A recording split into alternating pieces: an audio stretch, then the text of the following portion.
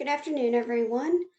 For my final paper in this presentation, I'm going to be looking at the Appalachian region, particularly as it pertains to coal and the environmental and health and safety impacts of that.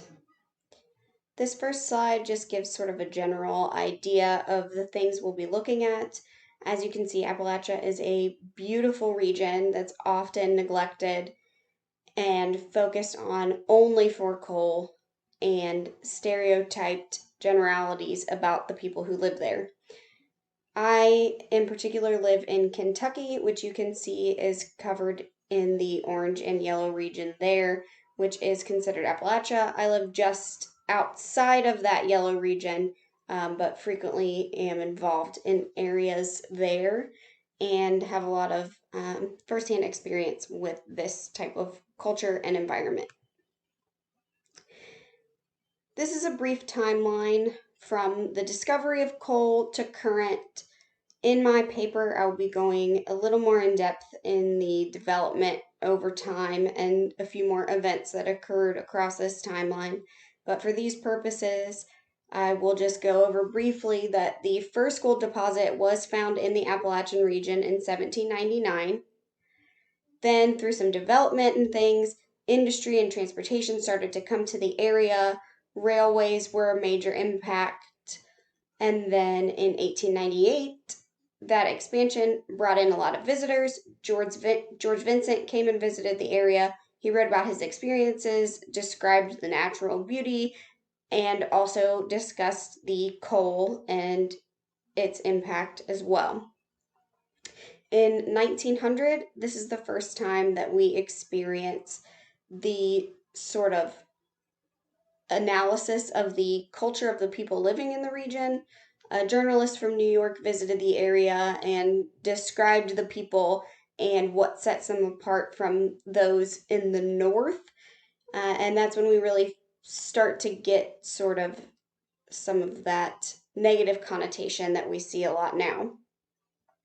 And then in current times, we still see this reliance on coal along with a disconnection from the metropolitan areas surrounding it.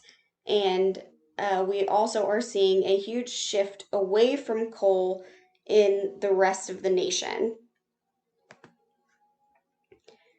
So this brings up a few problems. In my paper, I've framed it sort of as three different categories of issue. The first is dependence. The residents in this region have entirely built their lives around coal. Generations of families work in the mines. Oftentimes, it's never even a thought or an option to pursue a different career or a different type of education, and it's just assumed that these families will work in the mines just as their parents and those before them did. This wouldn't be so much of an issue if it weren't for the changing climate, both physical change to the climate as well as the climate of natural resources and how we're moving forward. Another one of the issues is detriment. There's a huge physical, emotional, and financial detriment to these workers and their families. I'll review that in more detail in my paper. Specific health concerns, specific education issues, and specific financial issues. And then there's also a huge detriment just overall to the environment in the region. Coal is obviously a finite resource, so this pursuit in general is not sustainable, and the way that it is collected is causing major issues to waterways and mountaintops and just general in the environment in the area. And then the third issue that I'll look at is development. So as the world is moving forward and looking toward more renewable resources, the demand for coal is dwindling. In the paper, I'll review more specifically how those numbers have changed over the years, the growth in the region initially, and then the steady decline since, and major declines that have happened in recent years. And then this brings into question a lot of the ethics issues, like where will this leave these people who have made their lives so dependent on this career pursuit and the culture surrounding it? And what about the damage that has already been done to the environment? And is it able to be repaired? And is there a way to sustain and bring this environment back to its original beauty? A couple examples that I will look into. The first references the dependents. In 2008, coal employed 37,000 workers across central Appalachia. This accounted for up to 40% of the workforce in most of these counties. The second example I give here is detriment. A 2010 study found that 30% of the Appalachian community residents identified their health status as poor. And this is just self identification. There are statistics that prove that overall health concerns for this community is much higher than those in the surrounding areas. I also will look at the detriment to the environment. In this case in particular, as many as 500 mountain peaks have been obliterated completely, and 2,000 miles of waterways have been permanently lost under valley fills formed during mining activities and post-mining reclamation efforts. So even in our attempts to reclaim the land, we have caused major detriment to the original layout of this region. And then the final example I give here is in reference to the development issue. The fourth quarter 2020 update of an overview of coal and the economy in Appalachia, which is an annual report, notes a decline in Appalachian coal production of 65%.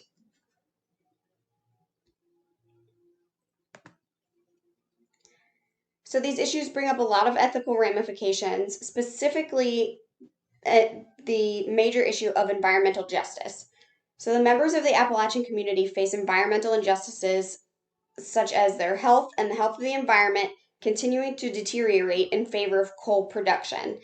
These people are not being considered as these major companies weigh cost benefit analysis and look at the bottom line as far as their pocketbooks are concerned. And the same goes for the environment as a whole in the region.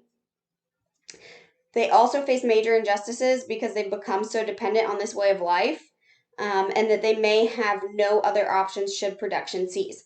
So if we see, as we did last year, a reduction again of over 65%, in just a few years, we'll see almost no coal production. So where does it leave these people who have made this their whole life? And what will we do going forward to help them integrate back into basically a normal life if their careers are taken away? There are several current policies involving coal health, coal mine health, health and safety within the mines, things like that. I'll go into it in more detail in the paper, of course. The largest is the Federal Coal Mine Health and Safety Act, which was instituted in 1969. This started federal inspections of all coal mines twice a year for surface mines, 4 times for underground mines. This authorized inspectors to shut down mines when life-threatening hazards were found.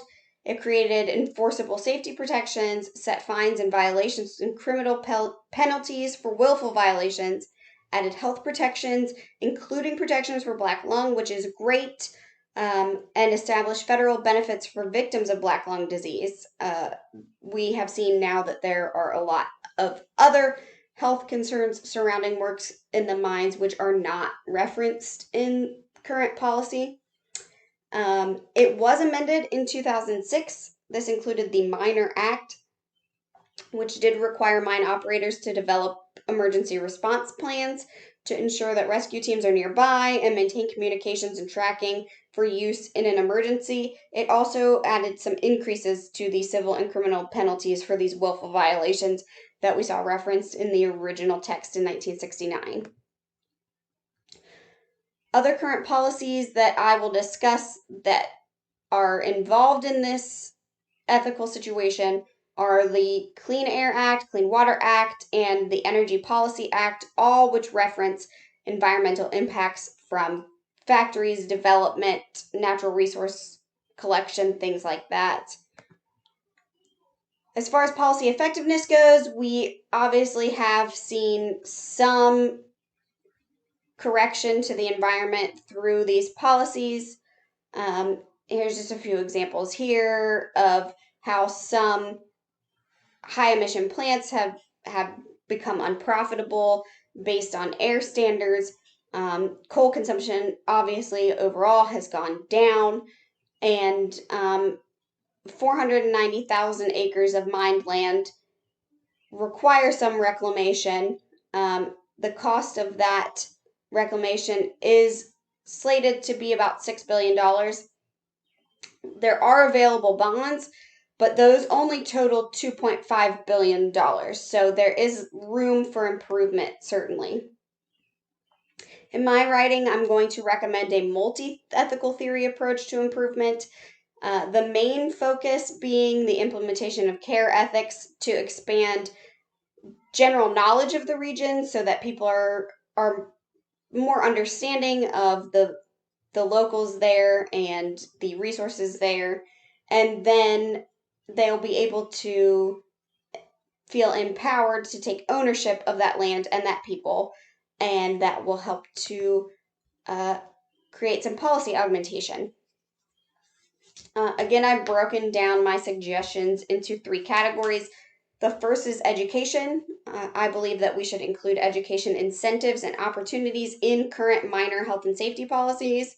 I feel that the mental and emotional health of the miners and their families is equally as important as the physical safety within the mine during work. I also feel that implementing new policy that would include opportunity for miners to transition into jobs within the renewable energy sector, as attention shifts to these resources rather than coal, so that we're not leaving an entire people behind when we shift away from coal. And then, as far as the environment is concerned, I'll discuss expanding current environmental policy to include more specific text surrounding the impact to this region and the damages caused by coal mining and the insufficient or inappropriate reclamation, such as that lack of funds I referenced earlier. And here are just a few of my sources. Obviously, in the paper, I will go into more detail, but if you all have any questions or suggestions for things for me to add before that final report,